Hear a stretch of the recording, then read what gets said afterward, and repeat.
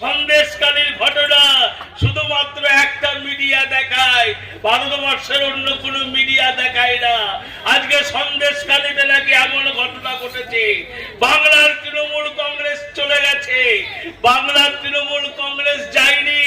তৃণমূল কংগ্রেসের মুকুটে তোমার মুকুটমণি উঠেছে আবার আজকে। এই মুকুটমণি তৃণমূল কংগ্রেসের মুকুটে উঠেছে তোমার দলের এমএলএ রানাঘাটে মুকুটমণি অধিকারী, যেচে গিয়ে তৃণমূলে জয়েন করেছে বিজেপি থেকে, আজকে জয়েন করেছে। তাহলে বাংলার তৃণমূলের মুকুটে আর এক মুকুটমণি উঠেছে।